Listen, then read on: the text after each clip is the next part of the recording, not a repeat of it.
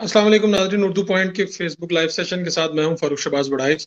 और आज के हमारे मेहमान हैं सिंध से मेंबर कौमी असम्बली हैं अब्दुल कादिर पटेल साहब। अपनी कार्डदार तकरीरों की वजह से शोहरत रखते हैं खास, पाकिस्तान पीपल्स पार्टी के मरकजी रहनुमा हैं। पटेल साहब, बहुत शुक्रिया आपके वक्त का। बड़ी मेहरबानी जी, आपने हमें इनवाइट किया। बहुत शुक्रिया आपका।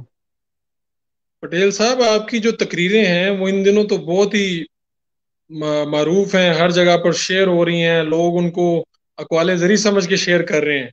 और ये बताएं कि अब्दुल कादिर पटेल साहब की जो सियासत है, इसका आगाज कहाँ से हुआ था? पहले तो मैं शुक्रिया अदा करूंगा आपका। आपने बड़े अच्छे अल्फाजों में इनका जिक्र किया, लेकिन ये अल्लाह ताला की मेहरबानी भी है और हकीकत भी है। यानी मेरी तकरीर में कोई ऐसी बात या बनावट नहीं होती या झूठ या कोई ऐसा उनसर शामिल नहीं होता जिस पे एतराज किया जा सके। जो तल्ख हकीकतें हैं, जो आजकल के हालात हैं, उन्हीं पर बात होती है और सीधी बात होती है और दिल से बात होती है। नंबर एक बात ये। और जो सियासत का आगाज है जनाब जमाना तालिब इल्मी से हुआ, मिड 80s से। मिड 80s से नेशनल स्टूडेंट फेडरेशन थी उस वक्त, फिर पीपल्स स्टूडेंट फेडरेशन वजूद में आई, फिर उसका हिस्सा बने। फिर पीपल्स यूथ कराची का प्रेसिडेंट रहा, फिर 1993 में सूबाई असेंबली का रुकन मुंतखब हुआ, फिर 2008 में कौमी असेंबली का रुकन हुआ, और अब अल्लाह ताला के हुक्म से और पार्टी की मेहरबानी से और लोगों की मेहरबानी से अब दोबारा रुकने कौमी असेंबली में। मुख्तसर ये तारफ बता दिया। तो पटेल साहब, हमने तो ये भी पढ़ा और सुना कि आप 25 साल की उम्र में रुकने असेंबली मुंतखब हुए। जी, एग्जैक्ट 25 साल की उम्र में। और जब मुझे टिकट मिला तो उस वक्त 25 साल का भी नहीं था। जब फॉर्म भरा तो 25 साल का था। उस दिन 25 साल 3 दिन ऊपर हो गए थे, तब फॉर्म एक्सेप्ट हुआ मेरा। तो इतनी जल्दी सियासत में इतना नाम और इतनी जल्दी इस तरह से टिकट मिल जाना, ये कैसे मुमकिन हुआ? क्या इसके पीछे मेहनत कितनी इसके लगी? इसके पीछे नहीं, मेहनत भी थी और इसके पीछे एक पूरा एक सिलसिला है। हुआ ये था कि 1993 में शहीद मुर्तजा भुट्टो ने सिंध के 46 हलकों से इलेक्शन लड़ने का पीपल्स पार्टी के अगेंस्ट फैसला किया था। तो बाद में उन्होंने उन 46 में से कोई 42 हल्के माइनस कर दिए, लेकिन दो हलकों से वो इलेक्शन लड़ रहे थे। और एक था लाड़काना और एक था लहरी। और उनका उस वक्त ये बयान था, या उन्होंने जो अपना अंदाजा लगाया था, जिसका उन्होंने इजहार भी किया था कि शायद लाड़काना इतना मजबूत नहीं होगा जितना मेरे पास जो है ना वो लहरी उतना मजबूत है। तो उस वक्त थोड़ा सा प्रॉब्लम ये आ गया था पीपल्स पार्टी को कि उनके वो जिस सूबाई असेंबली के हल्के से लड़ रहे थे, तो हमारे एक्स मरहूम एमपी अली मोहम्मद हिंगोर वो भी उनको ज्वाइन कर चुके थे, और उनके जो तंजीमी अहदेदार थे उनमें बड़े बड़े नाम सारे उसी हल्के में रहते थे या उन्हीं उसी हल्के से ताल्लुक रखते थे। तो हमें कैंडिडेट नहीं मिल रहा था। In fact I was not applicant. मैं अप्लीकेंट नहीं था, मैं तो पीपल्स यूथ प्रेसिडेंट था कराची का। तो उम्मीदवार नहीं मिल रहा था, तो बीबी ने फिर मुझे बुला के कहा कि मैं सीट खाली नहीं छोड़ना चाहती, आपने ये मुकाबला करना है, सख्त हो जैसा भी हो। तो बीबी के हुक्म पर हमने बिल्कुल कहा जी करेंगे, बिल्कुल करेंगे, और इस तरह से मैं फिर इस इलेक्शन में आ गया। तो पटेल साहब, आप मुझे ये बताइए कि ये शुरू से ही ये जो तकरीरें वगैरह हैं, आप अपनी खुद लिखते हैं, खुद तैयार करते हैं कि कोई स्टाफ है आपका? जी, आज तक मैंने कभी किसी से, मेरा स्टाफ तो दूर दूर तक छोड़ दे, मैंने तकरीर लिखी ही नहीं, जो बात सच्ची है। कोई भी लिखी हुई चीज मुझसे पढ़ी नहीं जाती, वो उल्टा मेरी रवानी में खलल डाल देती है। और अगर कोई पर्ची भी मुझे दे दे तो मेरी पूरी रवानी रवानी जो है वो मुतासर होती है। मैं कोई भी चीज लिख कर कभी भी नहीं करता, ये अल्लाह ताला की तरफ से। तो ये जो आप वुजरा को चैलेंज कर देते हैं, वजीर आजम को चैलेंज कर देते हैं, ये जुर्रत कहाँ से आती है, ये सलीका कहाँ से आता है, और ये क्या है, इसके पीछे राज क्या है? देखिए, मैंने कभी भी कोई चीज खुद शुरू नहीं की। ना मैं सियासत में जो हूँ वो शिद्दत या अ, आप समझें कि गुस्से का कायल हूँ। लेकिन जब सामने से ऐसी बातें आपको आए तो फिर है वल्लाह, हम हाजिर हैं। और अल्लाह का शुक्र है कि कोई भी हमारी शाइस्तगी को बुज़दिली ना समझे, कोई भी हमारी जो है वो रिवायात को कमजोरी ना समझे। तो फिर हर चीज कबूल है और अल्लाह का शुक्र है, उस पे एतमाद भी है हमें अपने आप पे। تو چیلنجوں کا میں مقابلہ کرنے کی حامی برتا ہوں کہ جی ٹھیک ہے مجھے ایکسپٹ ہے، پھر سامنے سے جواب نہیں آتا۔ پٹیل صاحب بیک گراؤنڈ کیا ہے؟ آپ نے طلبہ سیاست تو کی، کم عمری میں آ گئے اور حالات ایسے بنے کہ بی بی نے آپ کو بلا کے ٹکٹ دیا، 25 سال کی عمر میں منتخب بھی ہو گئے، اسمبلی بھی پہنچ گئے۔ میں جاننا چاہ رہا ہوں وہ بیک گراؤنڈ جو آپ کو سیاست میں لے آیا، وہ ایسی بات۔ دیکھیے جی، میں 1985-86 میں فرسٹ ایئر میں نے ایڈمیشن لیا اردو آرٹس کالج۔ تو ایک بیداری، ایک شعور جس کو آپ کہتے ہیں، وہ شروع سے تھا، اللہ کا شکر ہے، اور آج تک ہے۔ اور وہ بیداری اور شعور جو ہے وہ اپنے حقوق کے حوالے سے، طلباء حقوق کے حوالے سے، اس وقت خاص کر عوامی حقوق کے حوالے سے، ضیاء الحق کا ماشاء اللہ تھا اس وقت، تو طلباء تحریک جو تھی وہ برسر پیکار تھی جمہوریت کے لیے، تو اس کا حصہ بنے۔ اور وہ شعور اللہ تعالیٰ کے حکم سے بڑھتا بڑھتا پھر جو ہے وہ عملی سیاست میں لے آیا۔ تو شروع سے ہی آواز اٹھانے کی صلاحیت اللہ تعالیٰ نے دی تھی، یہ اسی کی مہربانی ہے، اور اپنے حق مانگنے کی، اور باطل کو غلط کہنے کی، اور بس اچھے کو ٹھیک کہنے کی، یہ طاقت اللہ تعالیٰ نے شروع سے دی ہے، جو اس کی مہربانی ہے۔ تو یہ جو ایک تاثر عام ہوتا ہے، میڈیا میں بھی باتیں آتی ہیں اور ویسے بھی ایک تاثر عام کیا گیا ہے کہ سندھ میں جو ہے وہ کرپشن کا ایک بازار گرم ہے، اور اس میں کس حد تک سچائی ہے؟ کیا واقعی اتنا کرپشن وہاں پر سندھ میں ہوتی ہے؟ پیپلز پارٹی کے اوپر الزامات رہتے ہیں، یہ کیا وجہ ہے؟ اصل میں سندھ سب سے زیادہ فوکس رہتا ہے، کیونکہ 80% میڈیا سندھ میں بیس کرتا ہے، اور 1988 سے لے کے آج 2020 تک کرپشن کے عجیب و غریب ہزاروں کیسز بنائے گئے ہیں، لیکن ایک بھی پروو نہیں ہوا۔ میں نے چھوٹی سی بات میں بڑی بات کر دی۔ تو یہ تاثر کی بنیاد پہ کیسز بنائے جاتے ہیں، مختلف طریقوں سے لوگوں کو دبانے کے لیے، پریشان کرنے کے لیے، لیکن جب تک کوئی چیز پروو نہ ہو۔ اب آپ آصف زرداری صاحب کو دیکھ لیں، انہوں نے اپنی عمر کا بہترین حصہ جو ہے 13 سال جیل میں گزار دی۔ آج پھر آپ ان پہ کیس بنا کے بیٹھے ہوئے ہیں، لیکن پتہ نہیں لگتا کہ پروف کیسے کریں۔ تو یہ ایک سلسلہ چلا آ رہا ہے جو ضیاء کی باقیات نے جاری رکھا ہے، جس طرح بھٹو کی ہم جو جیالے ہیں، جو بھٹو کے نام لیوائے ہیں، ہم اپنے نظریے کے ساتھ چل رہے ہیں، جمہوریت کے لیے جدوجہد کر رہے ہیں، عوامی حقوق کے لیے جدوجہد کر رہے ہیں۔ اسی طرح دوسری طرف بھی جو ہے وہ لوگ تو موجود ہیں نا، جنہوں نے روایات ضیاء الحق پہ چلنا ہے، جنہوں نے روایات کوڑے لاٹھی گولی پہ چلنا ہے، جنہوں نے روایات کیس کوٹ کو انتقامی کاروائی بنانے پہ چلنا ہے۔ تو وہ دونوں طرف سے جو ہے وہ روایتیں چلی آ رہی ہیں۔ تو آپ کے بارے میں تو لوگ یہ بھی کہتے ہیں کہ آپ بڑے غیر پارلیمانی الفاظ استعمال کر جاتے ہیں اپنی تقریروں میں۔ خود اسپیکر صاحب نے بھی کچھ دن قبل جب آپ کا مائکرو فون بند کر دیا، آپ جب بات کر رہے تھے وزیر اعظم صاحب کے بارے میں، تو کیا یہ میری آپ کا تم اپنا خیال کیا ہے؟ میری تمام تقریریں یوٹیوب پر یا سوشل میڈیا پر موجود ہیں۔ آپ کوئی تقریر غائب تو نہیں ہو جاتی، یا پارلیمنٹ میں اس میں جو الفاظ ہوتے ہیں وہ جملے میں سے کہیں ادھر ادھر تو نہیں نکل جاتے، پورا پورا جملہ موجود ہے، پوری پوری تقاریر موجود ہے۔ آپ خود اٹھا کے دیکھ لیں کون سے غیر پارلیمانی الفاظ ہیں۔ ہاں، یہ البتہ ضرور ہوا تھا کہ اس روز جو ہے بجٹ کو وائنڈ اپ اسپیچ کے بعد، وائنڈ اپ اسپیچ مینس جب منسٹر کامرس یا منسٹر فائنانس اس بجٹ کی پوری جتنی بحث ہوتی ہے اس کو سمیٹ لیتا ہے، تو اس کے بعد صرف اور صرف ووٹنگ ہوتی ہے۔ یہ ایک پارلیمانی طریقہ کار نہیں ہے، بلکہ یہ اصول بن چکا ہے۔ تو اس روز پھر ان ساری کاروائی کے بعد جب ہم ایکسپیکٹ کر رہے تھے کہ ابھی ووٹنگ ہوگی، تو اچانک سے پتہ نہیں کیا ہوا کہ ایک وزیر صاحب کو جو ہے وہ بغیر وقت، یعنی کہ تعین کے، بغیر رکاوٹ کے، پیپلز پارٹی اور اس کی قیادت پہ مختلف قسم کے الزامات لگانے کے لیے کھڑا کیا گیا، اور انہوں نے جو جی میں آیا الٹا سیدھا غلط صحیح جھوٹ سچ جو بھی ہے وہ بولا۔ تو ظاہر ہے پھر اس کا جواب دینا تو بنتا تھا، تو جو ہی میں اس کا جواب دینے کھڑا ہوا اور ابھی ایک جملہ کہا تھا تو اسپیکر نے مائک بند کر دیا۔ تو یہ کبھی کبھی وہ بچوں والے کھیل ہوتے ہیں نا، میں نے بار بار کہا ہے کہ بچے کھیلتے ہیں اپنی باری پہ تو ٹھیک ہے، پھر دوسرے کی جیسے باری آئی وہ ہارنے لگتے ہیں تو کہتے ہیں جاؤ جاؤ ہم نہیں کھیلتے، تو پھر بھاگ جاتے ہیں۔ تو وہ اس طرح کا سین ہے۔ تو یہ تھوڑی سی ہمیں کہوں گا کہ بچکانہ حرکت تھی، اور بہت ہی بچکانہ اور بونڈی حرکت تھی۔ تو جس طرح کی آپ تقاریر کرتے ہیں، آپ مجھے تو یہ لگتا ہے کہ اسمبلی میں شاید آپ کو بولنے کی اجازت نہ ملے آئندہ سے، جس طرح سے آپ کی تقاریر چل رہی ہیں، خاص طور پہ حکومتی بینچوں پر تو بڑی بری محسوس کی جاتی ہیں آپ کی تقریریں۔ جناب میرا مائک بند کیا جا سکتا ہے، میری آواز نہیں دبائی جا سکتی، میری آواز بند نہیں کی جا سکتی، اور اللہ کا شکر ہے میرے گلے میں اتنی طاقت ہے کہ میں بغیر مائک کے بھی جب بولتا ہوں تو پورے ایوان میں آواز گونجتی ہے۔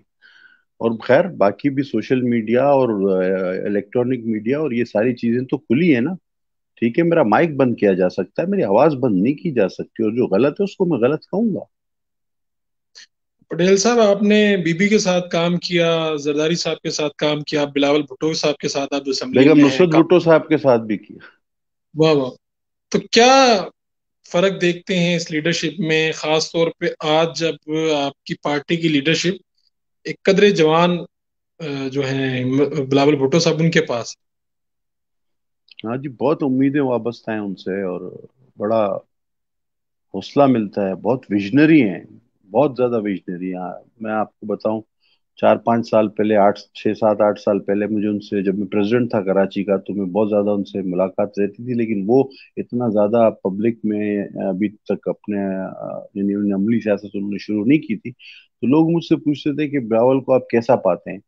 تو میں جب کہتا تھا کہ میں نے اس سے زیادہ ویژنری آدمی نہیں دیکھا، اور وہ بالکل اپنی ماں کی جو صلاحیتیں تھیں ان میں وہ تقریباً صلاحیتیں موجود ہیں، تو لوگ شاید یقین نہیں کرتے تھے، لیکن اب آہستہ آہستہ لوگوں کو یقین آنا شروع ہو گیا ہے۔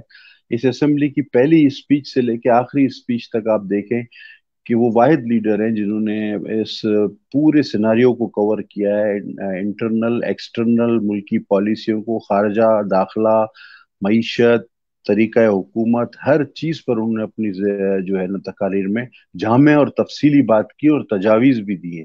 یہ الگ بات ہے کہ دوسری جانب سے کھڑے ہو کے شور شرابہ کر دیا جاتا ہے، کارکردگی کچھ ہے نہیں، دوسروں کو جی پگڑیاں اچھالنا ان کا جو شوق بنا ہوا ہے، تو انہیں جواب مل رہا ہے بہرحال۔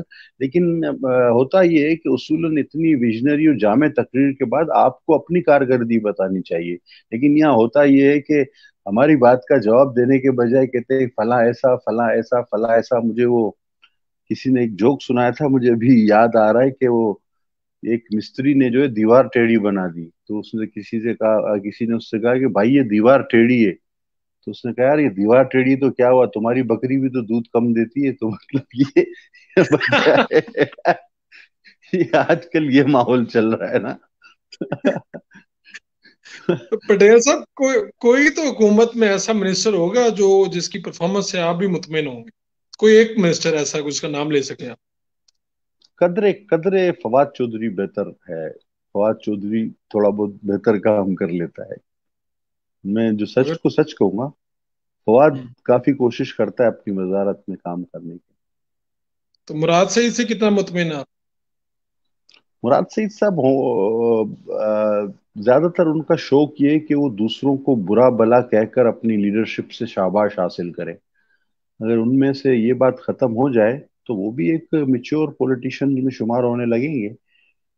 لیکن بد نصیبی ہے کہ ان کو بس اس چیز کا شوق اور غم کھایا جاتا ہے کہ پبلسٹی جو ہے وہ شہید محترمہ کا بیٹا، شہید بھٹو کا نواسا، اور شہید رانی کا جو ہے جوان، اور جس کا نانا کا والد بھی وزیر اعظم تھا، وہ جب اسمبلی میں آتا ہے تو بات ہی کچھ اور ہوتی ہے، اور وہ تو قدرت کی طرف سے ہے نا، اب اس کو آپ کیا کر سکتے ہیں، کسی کو اللہ عزت دے تو وہ بس اس جیلسی کا ہے، یا مطلب ایک پرسن شخصیت سے ایک بیر ہو یا اختلاف برائے اختلاف ہو، اور آپ پھر ڈیپ میں چلے جائیں، بیکار میں الٹی سیدھی باتیں کریں، تو وہ اگر اس چیز کو چھوڑ کر اپنی پرفارمنس پر توجہ دیں تو، بلکہ ان کے تمام وزراء اپنا اپنا کام کریں نا، آپ دیکھیں اس کیبنٹ کی خاص بات ہے، ہر وزیر دوسرے کی وزارت کا جو ہے وہ ترجمان بنا ہوا ہے، اپنی وزارت اس کو نہیں پتا کیا ہو رہا ہے،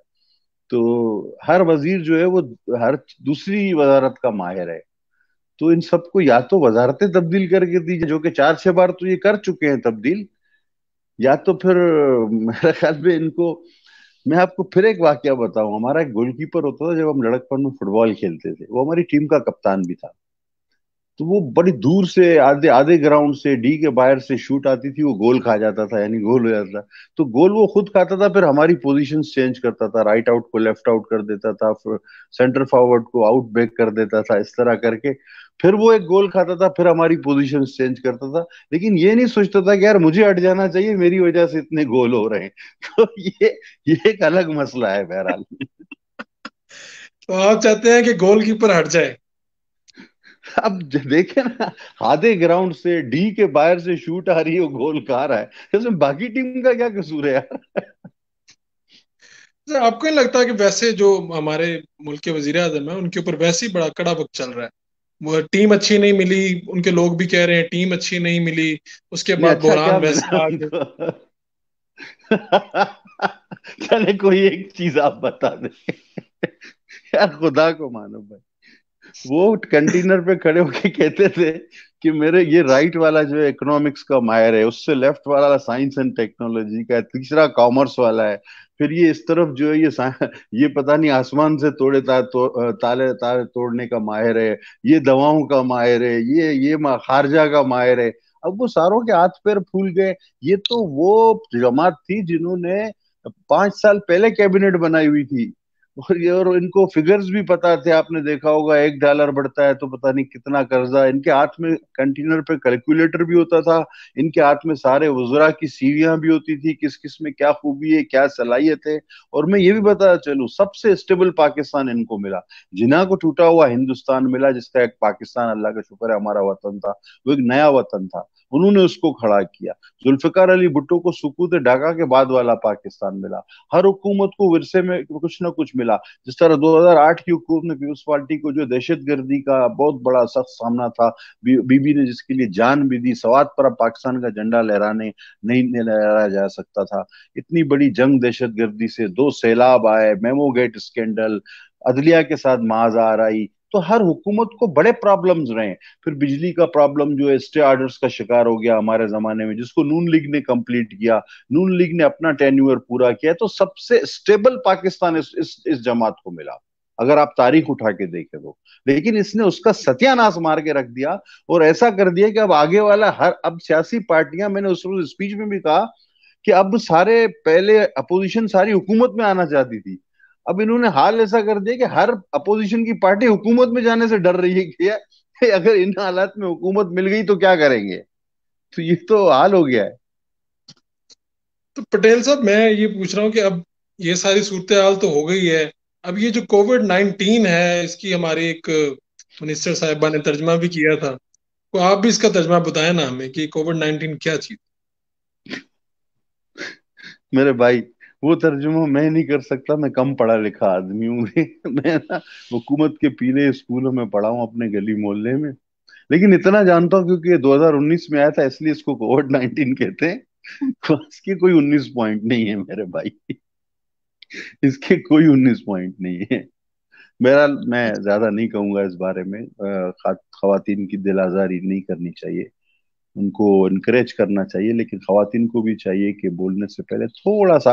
لیکن وہ بھی کیا کریں، آپ ہر آدمی کے آئیڈیل ہوتے ہیں نا، جیسے وہ ان کو دیکھ رہے ہوتے ہیں. تو اب جب جرمنی جاپان کو ملا دے کوئی، لائٹ کی سپیڈ سے زیادہ ٹرین چلا دے، کوئی 1 ارب درخت لگا دے، حضرت عیسیٰ کو تاریخ کی کتابوں سے نکال دے، اور مطلب آپ کس کس بات کو دیکھیں گے، سال کے 12 موسم بنا دے، تو ایسے پھر وزراء پر بھی اثر تو پڑے گا نا. وہ ذہنی طور پر تو سارے اسی طرح ہو جائیں گے. اچھا، آن اے سیریس نوٹ، یہ پٹیل صاحب یہ بتائیں کہ پاکستان میں جو مڈل کلاس ہے یا لوئر مڈل کلاس ہے اس کے لیے سیاست کرنا کتنا مشکل ہے؟ ایک عام تاثر ہے کہ جی غریب آدمی سیاست میں نہیں آ سکتا، آگے نہیں بڑھ سکتا، یہ امیر خاندانوں کا کام ہے. آپ کیا سوچتے ہیں اور کیا دیکھتے ہیں؟ یہ خام خیالی ہے. میں پیورلی ایک مڈل کلاس فیملی سے تعلق رکھتا تھا اور رکھتا ہوں. آج سے 20 سال پہلے بھی میں جس گھر میں رہتا تھا 3 کمروں کے فلیٹ میں، اسی میں رہتا ہوں. آپ جدوجہد کرتے ہیں، آپ سنسیئرلی پارٹی کے لیے کام کرتے ہیں، تو آپ آگے آ جاتے ہیں. وہ کنگز پارٹیاں ہوتی ہیں جو جو ابھی بھی ایک بنی ہوئی ہے، جو خاندانوں کے جو امراء جو ہیں ہر حکومت میں جو ہوتے ہیں، ان سب کو ایک جگہ جمع کر کے اس کو پارٹی کا نام دیا جاتا ہے. ہاں اس میں تو کوئی غریب یا مڈل کلاس قسم کا آدمی آگے نہیں آتا. لیکن جو جمہوری پارٹیاں ہوتی ہیں اس میں ہر وقت گنجائش موجود ہوتی ہے. میں آپ کو سینکڑوں نام گنا سکتا ہوں. سعید غنی دیکھیں، بالکل پیور مڈل کلاس آدمی، آج ہمارا کراچی کا پریزیڈنٹ بھی ہے، منسٹر بھی ہے، سینیٹر بھی رہا ہے. مطلب کرشنا کماری ہے، وہ ایک بیچاری تھر سے غریب لڑکی ہے، وہ سینیٹر ہے.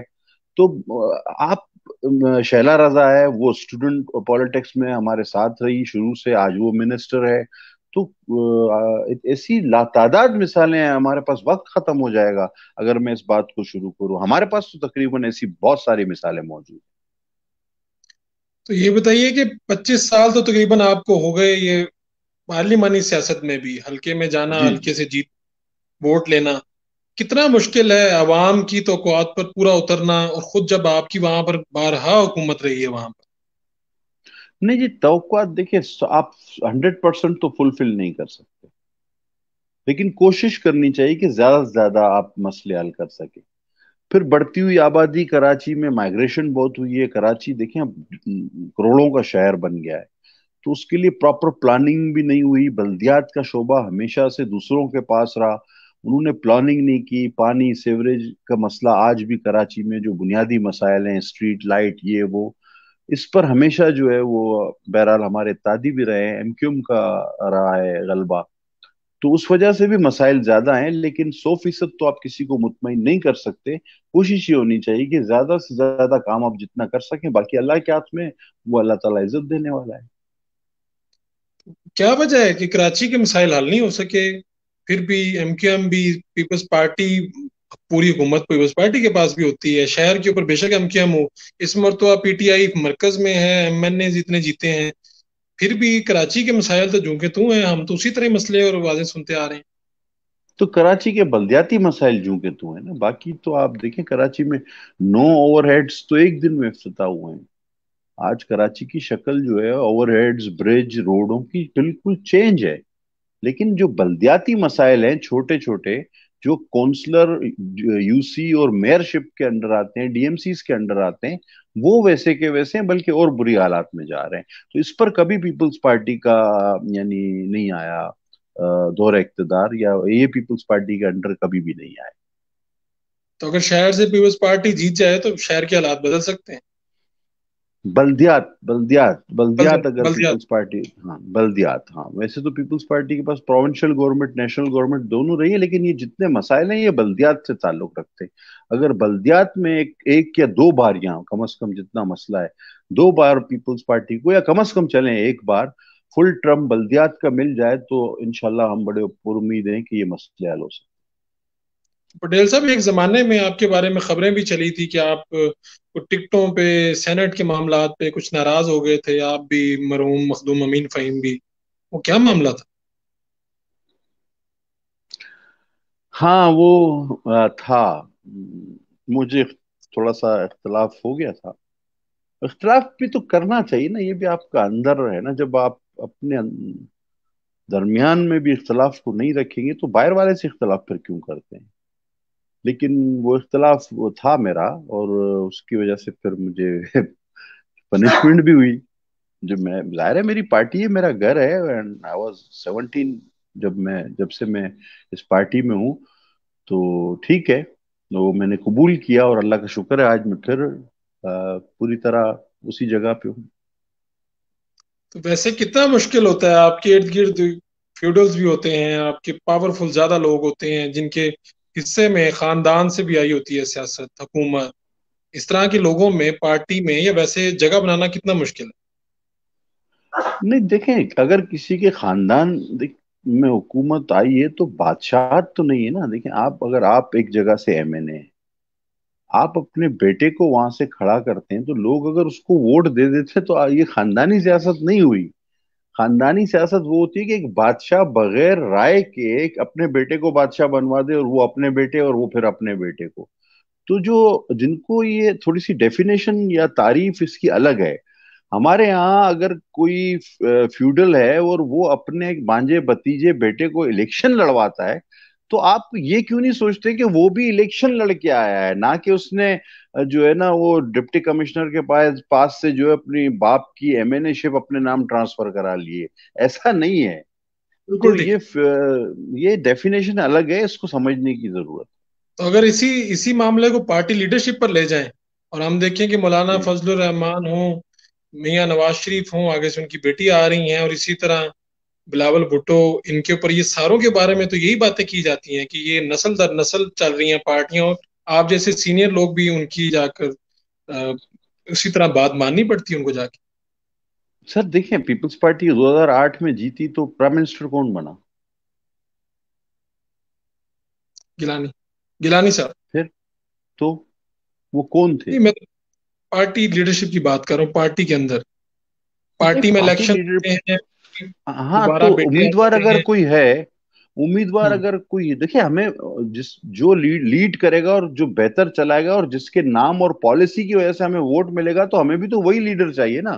اب آپ مجھے بنا دیں پوری پاکستان پیپلز پارٹی کا چیئرمین پاکستان کا، تو اور لوگوں کو کہیں قادر پٹیل جو ہے وہ چیئرمین ہے ہمارا، بلاول بھٹو کو پیچھے دھکیل دیں خدا نہ خواستہ، تو کسی نے ووٹ دینا ہے مجھے؟ یہ کون سی بات ہے یار، خدا کے واسطے! تو پٹیل صاحب آپ کے نام پہ ووٹ تو مل جائیں گے ہمیں۔ چلے اللہ کرے ایسے ہو، لیکن بلاول صاحب کی کیا بات ہے، وہ بہت ویژنری آدمی ہے اور بڑے ماشاءاللہ لائق آدمی حکومت پاکستان کو کیا ایک مشورہ دینا چاہیں گے فوری طور پہ جو انہیں کام کر لینا چاہیے؟ ہے۔ ان کو صرف خود پر پہ اور عوام پر رحم کر لینا چاہیے بس۔ چلے، وزیر اعظم عمران خان صاحب کے لیے ایک مشورہ دیں جو ان کے مسائل تاکہ کام ہو سکے۔ سر کرکٹ اور سیاست میں فرق ہوتا ہے، خدا کے واسطے حکومت کسی سیاسی آدمی کے حوالے کر دے۔ اور جاتے جاتے عوام کو کیا مشورہ دیں گے؟ عوام کو ایک مشورہ کیا دیں؟ شاباش آپ کے صبر کو۔ عبد القادر پٹیل صاحب، آپ کا بہت بہت شکریہ، آج کا آپ نے اپنا قیمتی وقت دیا ہمیں۔ آپ کا بہت شکریہ، اللہ آپ کی حفاظت کرے، آپ افزو امان میں رکھے اللہ آپ کو۔ نئے مہمان اور نئے موضوع کے ساتھ انشاءاللہ پھر حاضر ہوں گے۔ اپنے میزبان فاروق شہباز بڑائچ کو آج کے لائیو سیشن سے اجازت دیجیے، اللہ نگہبان۔